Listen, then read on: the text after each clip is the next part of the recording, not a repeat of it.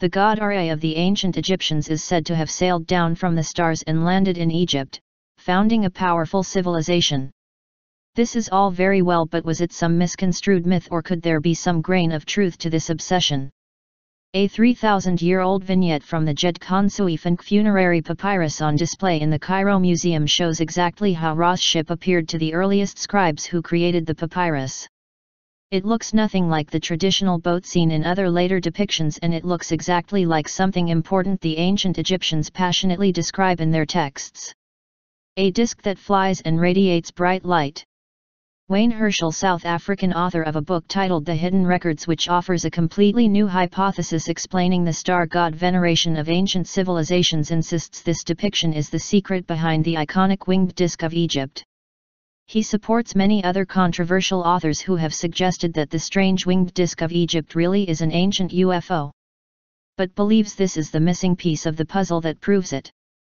He says the anomaly on the papyrus is clearly celebrating exactly what it is: a flying disk that shines like the sun and comes from the stars. Wayne Herschel suggests there is a lot more evidence to reason here. It is not only a flying disk arriving from the stars, but the papyrus also shows the constellation that is closest to the specific star of Ra with other forgotten symbols. There is a lot more here. He says another very important issue here in the scenario portrayed in the vignette is where the disk landed. It is shown positioned on what can only be the Sphinx of Egypt, with what he insists is its full undeniable pictographic title. It also suggests the place of the legendary Hall of Records. It shouts out convincingly in context with everything else here that it's a real ship from the heavens in typical UFO style landing on the famous Sphinx monument, and it's recorded on an ancient Egyptian papyrus. It is a disk with a dome radiating colored bright light, and it is poised on 3 legs like a tripod. No wonder the back of the Sphinx was flat. Wayne Herschel claims there is also a tomb that clearly depicts the Sphinx with a lion's head, something completely missed by historians and authors alike. There are remnants of what appears to be the remains of an arched door that is now filled in from many repairs over thousands of years, and it's visible at the back of the Sphinx's head. Deciphering the true meaning of this papyrus has been the subject of debate among scholars for years. It is still explained away as a cult-like strange belief system and is still a mystery. Firstly, ancient Egypt has at least 5 different interpretations of the Genesis pictoglyphs to start with, so even the ancients had forgotten most of its meaning. Wayne Herschel's book The Hidden Records, which challenges the fundamentals in archaeoastronomy like never before, previously identified a stellar pattern that is reproduced in the founding monuments of just about every megalithic ancient civilization. Since the book, with the theory that the star of the gods is identified in a precise position near a cluster of stars called the Pleiades, he sets out to prove another 16 or so civilizations across the globe showed exactly the same records. Virtually all ancient civilizations obsessed in star gods with their beginnings.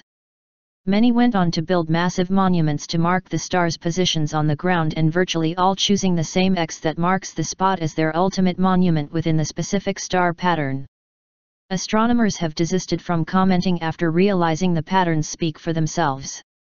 But what is even more daunting for scholars is that if these patterns so meticulously laid out by the ancients on the ground are indeed venerating a very specific area in the night sky, Wayne believes in his conclusion it presents a very powerful case for our human ancestors having originating from the stars. The 3,000-year-old papyrus has everything I was looking for: the cosmic address of the ultimate sun god Ra, what his celestial ship looked like, and where it landed, all this in a well-known Genesis portrayal of the beginnings of ancient Egypt. The papyrus has the typical Egyptian portrayal of the sacred feminine, already popularized by Dan Brown, and the seating of the sky goddess Nut by Geb.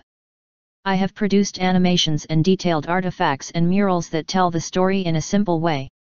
But be warned, the ancient Egyptians were very sexually explicit in their portrayal of the human genesis. But history is history, and the meaning of this papyrus challenges everything in Egyptology from ground zero. The ancients certainly did not lie about their star gods. These gods appear to be very real, not just to the Egyptians but all ancient civilizations. It explains why so many venerated the cosmic bull. It was Taurus. Infinitely more important, Wayne Herschel challenges Egyptologists. They worshipped a sun. But it was not our sun at all.